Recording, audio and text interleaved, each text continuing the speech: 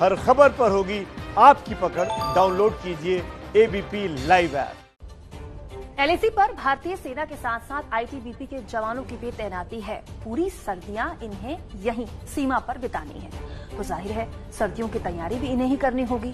-50 degree तापमान में ये किस टेंट में रहेंगे और हड्डियां गलाने वाली ठंड में गर्म कैसे रहेंगे? नीरज राजपूत की रिपोर्ट में जानिए।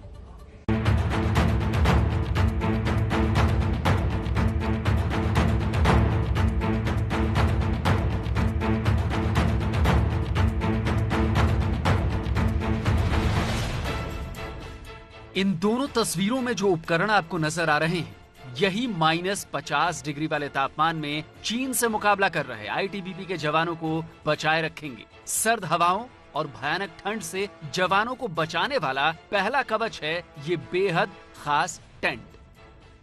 ये एक आर्टिक टेंट है जो कि -40 से -50 डिग्री तक गर्म रखता है जवानों को। 8 से 10 जवान जो है, जो हमें बताया गया है कि 8 से 10 जवान इस टेंट के अंदर रह सकते हैं। ये भी आर्टिक टेंट है, ठीक वैसे ही जैसे भारतीय सेना इस्तेमाल करती है। दूसरा कवच है टेंट के भीतर मौजूद ये अंगीठी। भयानक ठंड में देश की रक्षा कर रहे जवानों को ये अंगीठी न सिर्फ गर्म रखती है बल्कि टेंट के तापमान को भी बढ़ा देती है और जवानों की जान बचाती है। नाम है इसका बुखारी अंगीठी। बुखारी दरअसल अंगीठी होती है जो केरोसिन से चलती है और किसी भी तरह से कोई नुकसान नहीं करती है। ठंड से भी बहुत बचाती है क्योंकि उनके पास अपनी यूनिफॉर्म भी होती है और काफी गर्म रहती है बुखारी से, और बुखारी का धुआं बाहर चला जाता है। इसके अंदर पानी और केरोसिन रखते हैं। ऑक्सीजन की भी कोई दिक्कत नहीं होती है इस टेंट के अंदर। ये जो आपको सिलेंडर सा दिख रहा है, इसमें पानी और केरोसिन भर दिया जाता है। केरोसिन ईंधन का काम करता है और वो जब जलता है तो उससे पानी गर्म होता है और वो धीरे धीरे टेंट के तापमान को बढ़ा देता है। इसका नाम बुखारी अंगीठी क्यों है, इसके बारे में आपको बताते हैं। बुखारी एक फारसी शब्द है जिसका मतलब होता है हीटर यानी गर्म करने वाला। बुखारी से ही भारत में शब्द बना बुखार, जिसे शरीर गर्म होने पर इस्तेमाल किया जाता है। पहले बुखारी अंगीठी में लकड़ी का इस्तेमाल किया जाता था, लेकिन अब इसमें केरोसिन का इस्तेमाल किया जाता है क्योंकि ये कम मात्रा में ज्यादा वक्त तक टेंट को गर्म रख सकती है। केरोसिन के जलने से निकलने वाले धुएं से बचने के लिए हर बुखारी अंगीठी में ये चिमनी लगी होती है। चिमनी के सहारे धुआं बाहर निकल जाता है, जिससे अंदर दम घुटने का कोई खतरा नहीं रहता और टेंट के मौजूद भीतर जवान आसानी से ठंड का मुकाबला कर पाते हैं। जो जवान है आईटीबीपी के, वो भी 8 से 10 रह सकते हैं इसके अंदर। और जो हमें बताया गया है कि इसके अंदर किसी भी तरह से ठंड से जो जवान है वो बचे रह सकते हैं और तैनाती जो है उनकी वहां पर रहती है। तो अब एलएसी पर मौजूद आईटीबीपी की हर यूनिट को ऐसे ही आर्कटिक टेंट जो इस बुखारी अंगीठी से लैस हैं भेजी जा रही है, जिससे पूरी सर्दियों में वो हाड़ कपाती ठंड में भी चीन से मुकाबला कर सके। लेह से नीरज राजपूत की रिपोर्ट। अब जानिए चीन को चकमा देने वाले सूट के बारे में। आईटीबीपी के जवानों को एक बेहद खास यूनिफॉर्म भी भेजी जा रही है। इसे पहनने के बाद वो चीनी सैनिकों को नजर ही नहीं आएंगे। आपको यकीन ना हो तो नीरज राजपूत की ये एक्सक्लूसिव रिपोर्ट देख लीजिए। आईटीबीपी के इस जवान ने सफेद रंग की जो खास यूनिफॉर्म पहनी हुई है, इसे एलएसी पर भेजा जा रहा है। फॉरवर्ड पोस्ट पर आईटीबीपी की जो यूनिट्स सीमा की सुरक्षा में लगी हैं, वहां मौजूद जवान सर्दियों में अपनी जैकेट के ऊपर इसी खास यूनिफॉर्म को पहनेंगे।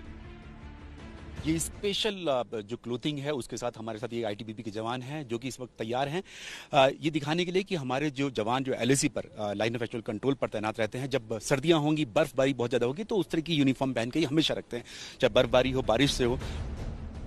अब आप सोच रहे होंगे कि जैकेट के ऊपर से पहनने का फायदा क्या होगा।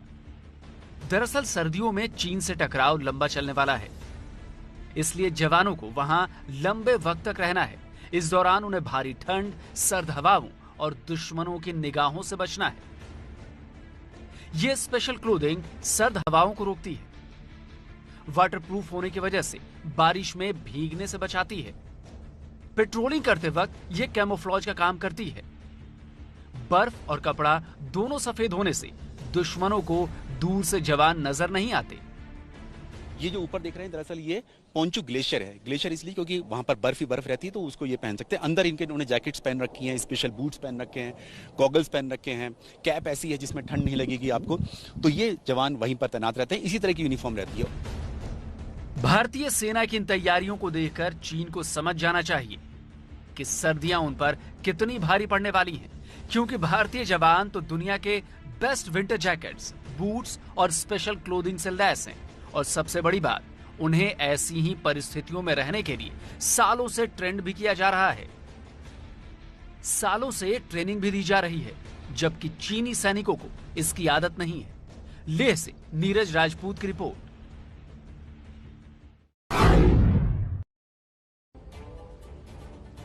कारगिल युद्ध के दौरान भारतीय जवानों के सामने सबसे बड़ी परेशानी थी कम वक्त में पहाड़ों की चोटियों पर पहुंचना।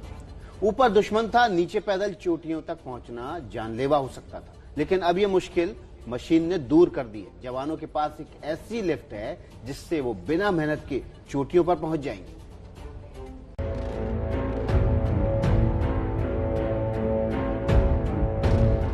देखने में ये मशीन आपको बेहद छोटी लग रही होगी, लेकिन युद्ध के मैदान में ये बहुत बड़ा काम करती है। बर्फ से ढकी पहाड़ियों पर जहां चलना भी मुश्किल हो जाता है, वहां पर ये मशीन जवानों की सबसे बड़ी मददगार है। पावर क्विक असेंडर एक मशीन है ये, जो एक एक यूनिट को दी जाती है।